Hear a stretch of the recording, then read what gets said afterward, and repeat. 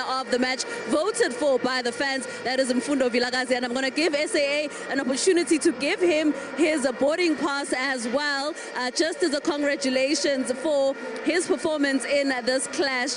And it doesn't end there for Mfundo. We also have Nonjabulo Nkosi of Calling about to present the player of the match with the check as well. There you go, a sponsor of Kaizer Chiefs recently renewed their deal with Kaizer Chiefs and their sponsorship, and Mfundo Vilakazi as the player gets to get it as well. I'm going to have a quick conversation starting with you, Mfundo. Firstly, congratulations, but for mina kubaluleke kangakanani ukuthi ukore igol just before season iqala?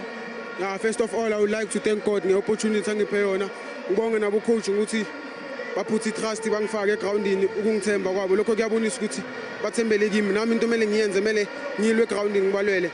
Coming kwi-goal engilikorile, I think belibalekile kakhulu because swine 1-0 if angikoranga, I think kube manje siya ku extra time, but yeah, ngiyabonga kakhulu for support ku wonke umuntu. Lizokenzelani le goal in terms of confidence njengoba kuzoqala season and usoloku ukukhuluma ngokuthi udinga game time and naku opportunity so uyayithola? Le goal I think izonginika confidence ukuthi njengoba iBetway Premiership iqala next week ngiye sengine confidence already. Ngiqhubeka ngisebenze kanzima okuningi kuzozizela. Yini ama conversations that you've been having so far no coach wakho musha?